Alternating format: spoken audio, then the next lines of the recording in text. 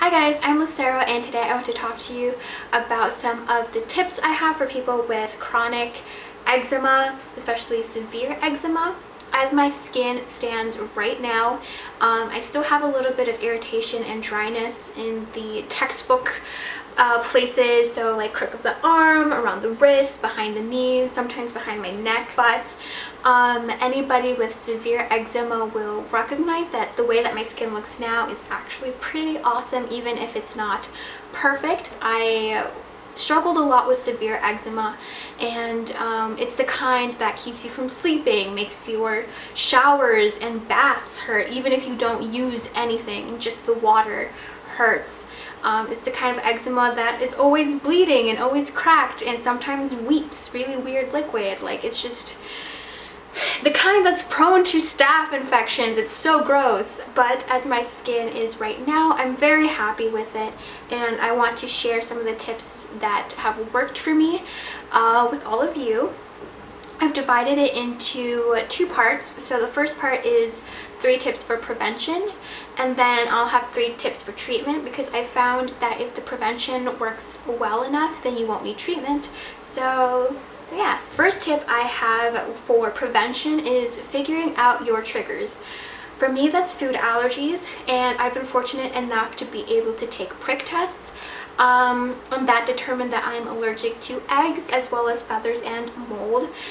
And I've found that identifying allergens and other sorts of triggers for your eczema is the best way to go. I find that American dermatologists have this really heavy focus on topical treatments, so topical steroids, but not enough of them focus on the stuff that goes into your body or actually try to figure out what's causing your eczema.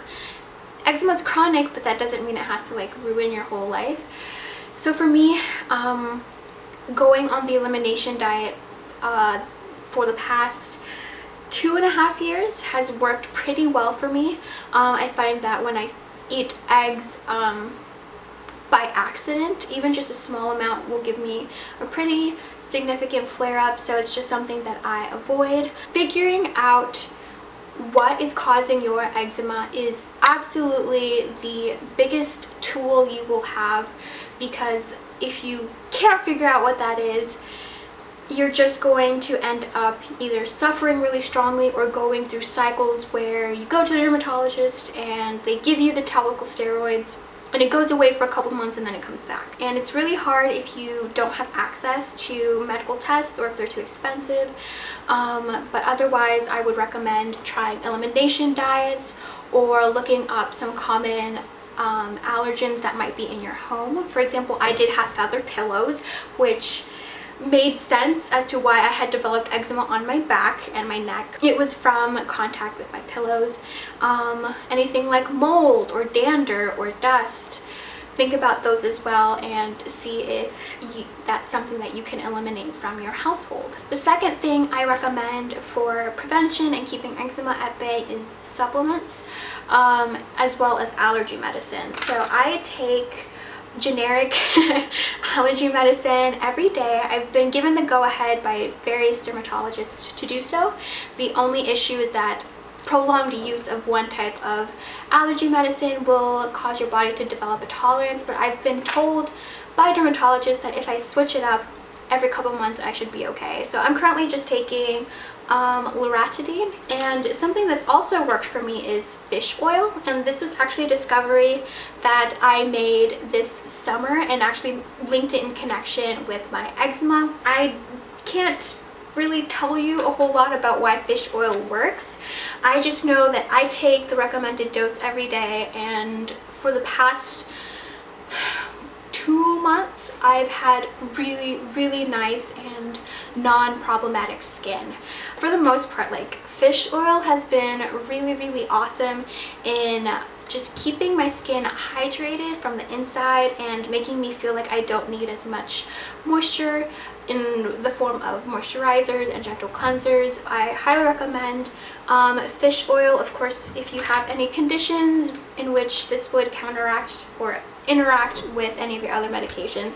I can't think of any, but of course, if you have any questions, I'm not a doctor, so you should probably ask a doctor.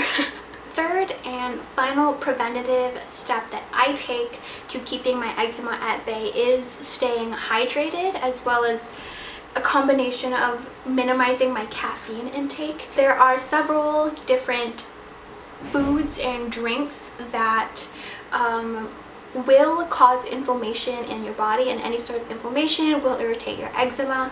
So things like that are caffeine. I'm pretty sure alcohol is one of them. I don't drink, so I couldn't tell you how that interacts with eczema. In general, I found that if I'm drinking enough water and keeping my caffeine intake to a minimum, I still drink coffee every day, but it's not something that I let myself indulge on like I used to. Sometimes I would drink coffee just because I was bored and just because I wanted something fun to drink. Don't do that. It's not that great for your skin in other aspects as well. I find that my facial skin kind of looks dull or is really dry after I've had days where I intake a lot of caffeine. Something to keep in mind. Now, when it comes to treatment, let's say you're going through a flare-up and life sucks, which it probably does if you're having a pretty strong flare-up. I have 3 more tips for the things that I use whenever my skin's acting up and being a little rough with me. This is what I do. So the first tip I have is switching into gentle products in pretty much every aspect of your life. So when my skin is acting up, I like to switch over to a natural, sensitive detergent. I also don't get crazy with any of the skincare products that I use. In fact, my favorite thing is actually just 100% pure petroleum jelly. It's not something I can recommend for everybody to use. It's not the easiest thing in the world to get used to slathering this stuff on, especially since it's so, I want to say the word is occlusive, could be wrong, but it's heavy, it takes a while to sink in, but it's really non-irritating for my skin. And I found that most creams and lotions that aren't prescription will actually irritate my skin a lot, even when they're designed for sensitive skin. And as for body wash, I really like Aveeno, any kind. I mean, they have sensitive kinds, they have just regular, which is what I use, but Aveeno is tried and true for me. I mean, it's the one body product that when I get into the shower and my skin feels a little stingy just from the water, rubbing some in, just kind of gently massaging it, makes the sting go away, and it makes the showering experience a little bit more manageable. The second treatment that I would recommend is one that sounds really scary, but it's actually super wonderful, and it's bleach baths. Before you continue, I need to absolutely let you know that you cannot bathe in straight bleach. I'm just throwing that out there. Do not bathe in straight bleach. You can buy the concentrated bleach, and I will have a Mayo Clinic link in the description that has more instructions, but in general you add about 1/4 of a cup of bleach to a half bath that's warm. You sit in it for 10 to 15 minutes and you feel a lot better. It's done a really great job at helping me with eczema flare-ups. The strength is about the same as a swimming pool, so if it burns, you probably use too much.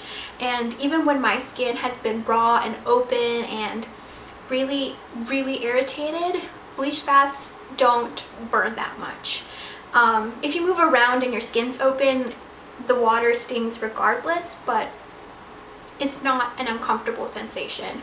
And I found that it's really, one, taking a bath for me is just really relaxing, but 2, helps speed up the improvement process with my skin. And if I can find it, I will also link a Stanford article that involves research kind of explaining why bleach works, and basically just confirming that it's pretty good for your skin in small doses. And it's my favorite trick to use when I'm having a flare-up, and one that I'm always a little bit hesitant to recommend just because it sounds crazy, but I assure you it's a small dose and it feels really nice, and it will help the healing process with your skin.